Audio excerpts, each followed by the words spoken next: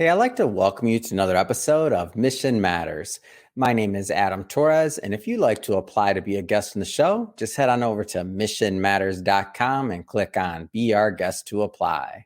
All right, so today I have Sally Handlin on the line, and she is founder of Handlin Business Resources, and I'm proud to announce she will also be an author in one of our upcoming Mission Matters Business Leaders books.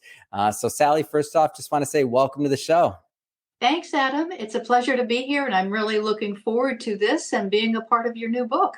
Oh, Sally, I'm excited to have you on and excited also to talk about your book today. I have my copy here today. I don't think you may not have known that. So, Your Journey to Aging Well. So we'll get into your book and as well, the one that you already have published. So I'm excited to talk about that as well. But we'll start this episode the way that we start them all with our Mission Matters Minute. So Sally, we at Mission Matters, we amplify stories for entrepreneurs, executives, and experts. That's our mission. Sally, what mission matters to you? Well, as I was thinking about this, Adam, I think my mission and what matters to me is connecting with people and sharing information, whether it be as individuals or as Mhm. businesses, because I've had quite a varied background and I pull from a lot of resources. So just the passion is to be out there with people and share. Mm. Fantastic. Love bringing business-centered and mission-centered individuals on the line to share their passion and why they do what they do and how they're doing it, really, so we can all learn from it and grow together. So great to have you on. I guess just to get us started, let's kind of start at the beginning. Like, where did you start out in business and kind of get going? Well, it was a little bit of a long journey till I actually got in business. I've had several different careers over my work life. I started out with parks and recreation and then moved into city recreation, health planning. I moved into um, owning my own retail store, but I eventually got into banking. And banking then led me on a career path to really understand businesses and dive into what makes a business work and what doesn't work, and the importance of the relationship with my clients. Yeah. Now, when you're in banking, were you working with small businesses, middle market, all the above, enterprise? Like, give us a feel for that. Well, basically, I was small to middle business Mm. size, and I started out in retail and worked in the Yeah. branch, which actually, worked with a lot of small businesses. Then I got into commercial lending, and I ended my career running a call center 24/7. Mm.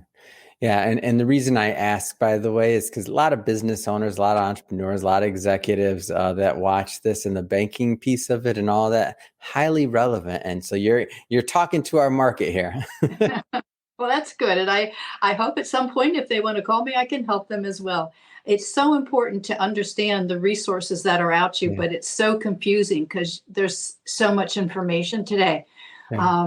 When I was researching for this show, do you know that we make 35,000 decisions a day?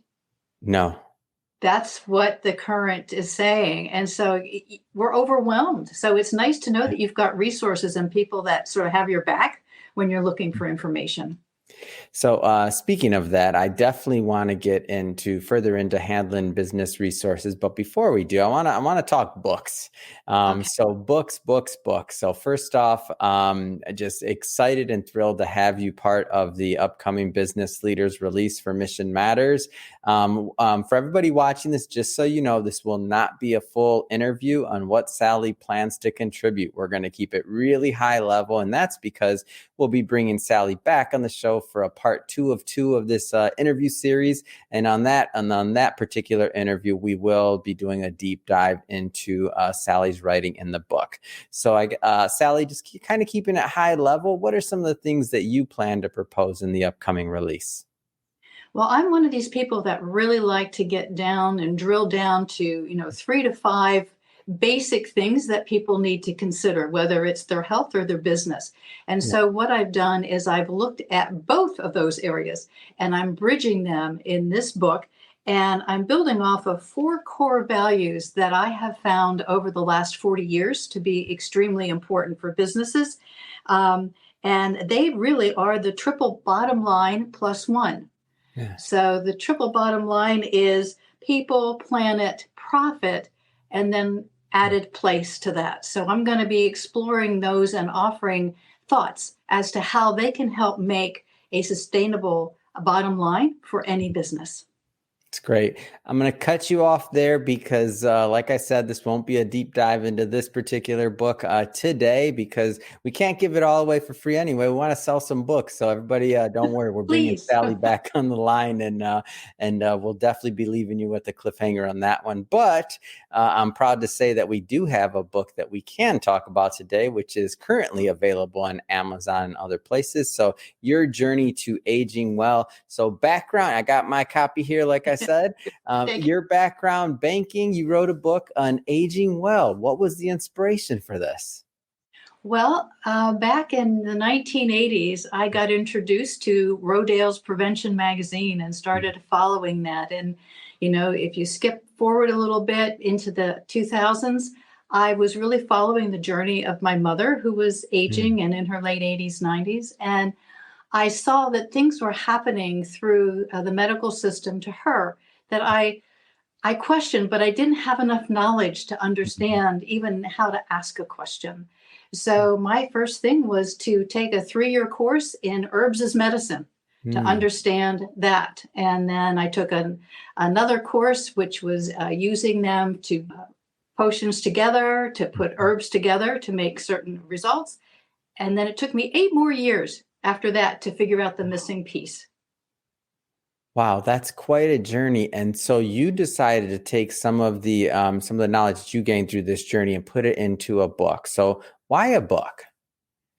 Well, I figure for most people, we get so much information. Again, I want to boil things down. I wanted to provide them with a primer of how to look at all this information that was out there about health and wellness. And with the courses I took in herbal medicine as well as integrated nutrition, there were some repetitive pieces of information. I kept thinking, why didn't I know this? Yeah. Why wasn't I aware of this? And if I'm not aware of it, and I read a lot, you know, there's a lot of people out there that don't know the basics of good health. And both those courses sort of pointed to the same thing. And the idea of the book came about because I can hopefully help more people understanding their health and their choices through a book than I could by doing, you know, small group presentations. Yeah.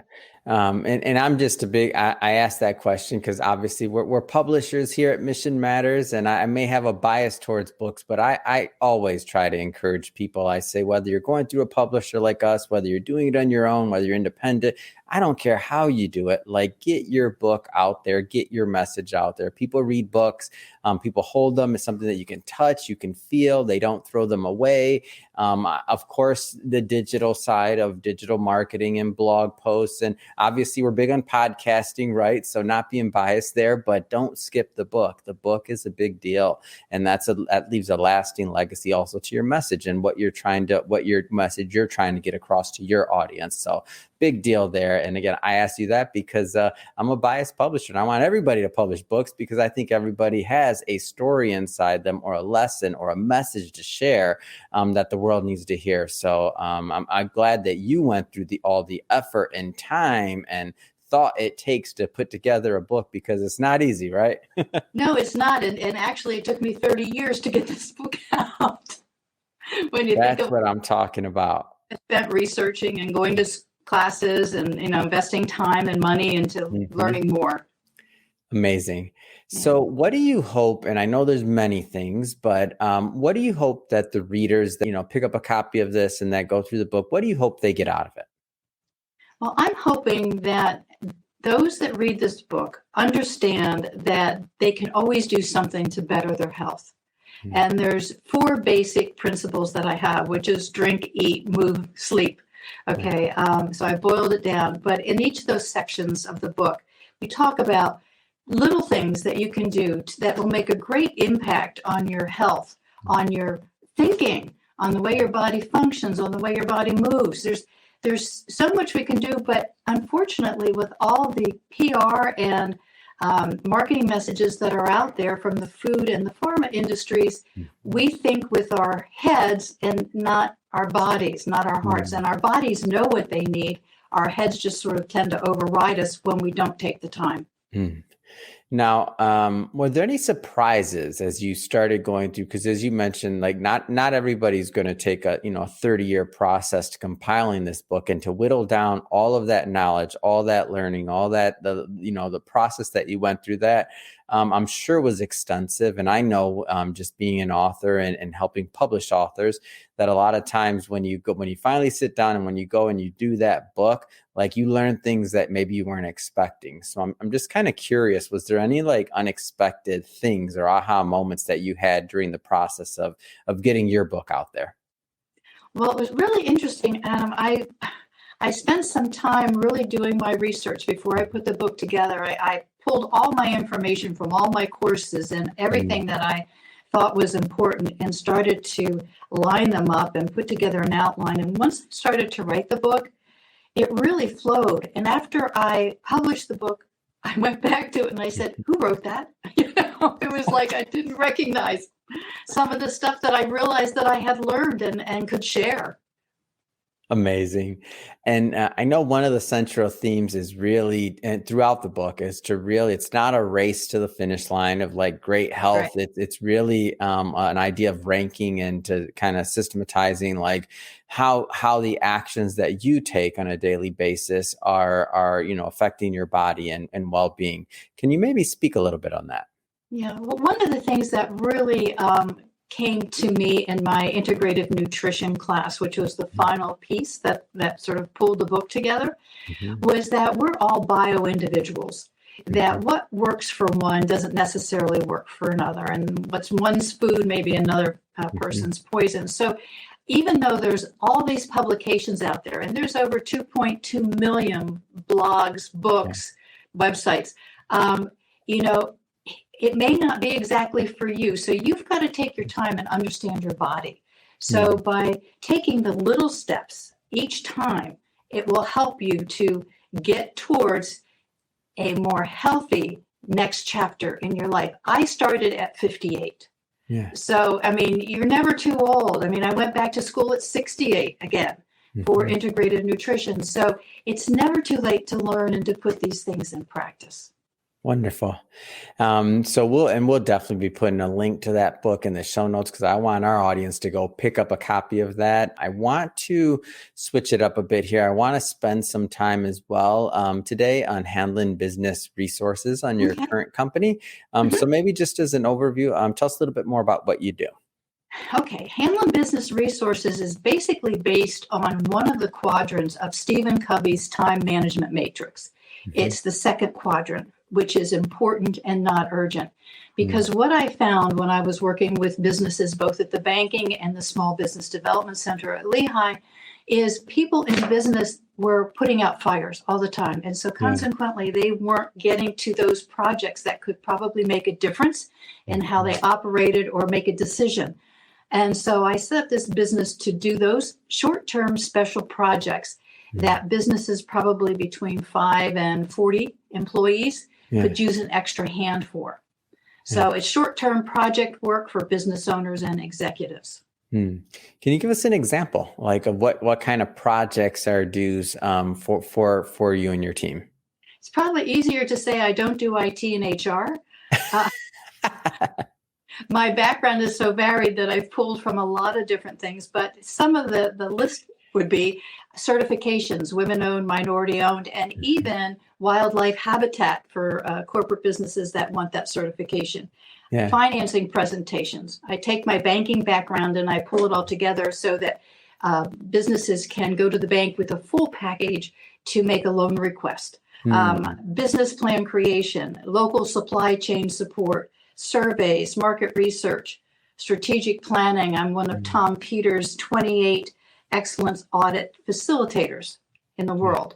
So, I try to really be there. I mean, I do community outreach. It really, the business can provide me with a challenge and I can see whether or not I can meet it. But probably the biggest thing I've been doing of late is certifications, financing, and outreach. Wow, it's such a good mix. It's almost like you're the special teams, or you're the SWAT going in there to kind of get some things done, those big projects that really need to be done, things that you're talking about like financing packages. But I can see how that happens though. So you think about your day-to-day business owner that's running, putting out fires, doing all these other things. They know they need to do this other thing, but they're busy putting out fires and doing other things. And that's when they pick up the phone and they're like, "Hey, Sally, we need you." Am I getting a good impression of this, or am I off? No, you're right spot on there, Adam. Yes.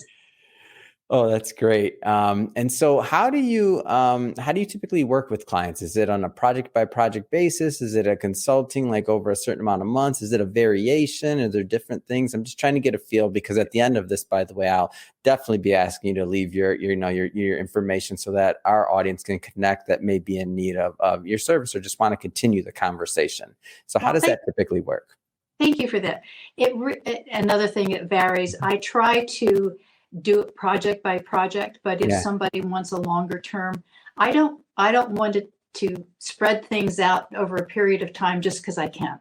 I Yeah. want to get I want to get in there, get it done so that the business owner can make a Mhm. decision. Yeah.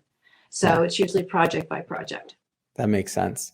And I feel like just from from your vantage point, especially when you're talking about things like putting together financing packages or other things like that, like having worked with, is there one particular industry, or with your banking background, do you work with many different industries, or give us a flavor for that a little bit?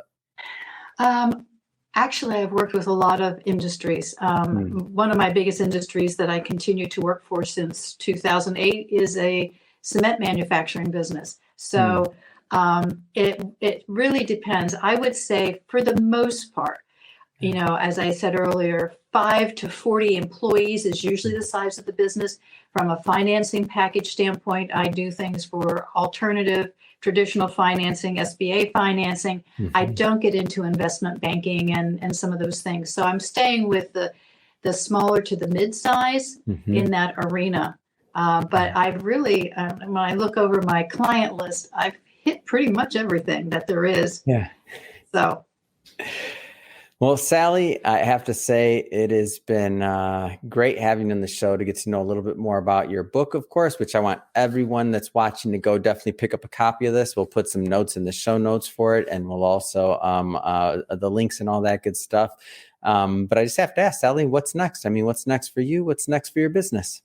Well, my next got changed because I started to, put together my chapter for your book, and Yeah. so after that, my next focus is your journey to healing the environment, and Wow. I'm going to start with understanding more about water and water's needs, our needs, the planet's needs. So that's sort of what's on my to-do list. Awesome. Well, well, you have to keep me in the loop on that one, because I want to hear more. You already know that. So if somebody's watching this and they want to learn more or to connect with you on the business side of things, what's the best way for them to do that? My website is handlinbusinessresources.com. Mhm. So, or you can just put hbr.com and it'll get to me. And if you're interested in more about my book, that Mhm. is bodyconstruction.me. So, to Perfect. And we'll put all that in the show notes so our audience can check it out. And speaking of the audience, if this is your first time with Mission Matters or listening to a Mission Matters episode, we're all about bringing on business owners, entrepreneurs, executives, and experts, and having them share their mission, the reason behind their mission, really what gets them motivated to get up and to get out in the marketplace and make a difference. If that's the type of content that sounds interesting or fun or exciting or engaging to you, hit that subscribe button, because we have many more mission-based individuals coming up on the line, and we don't want you to miss a thing. And Sally, again, I'm so thrilled to publish your work, to support your current book, and then also to bring you back on the show, because you better believe we're going to get you back on the show to do another interview once your book is published and live with us, so that we can do a deep dive. So again, for now, thanks again for coming on the show. Thanks so much, Adam. This has been a real pleasure.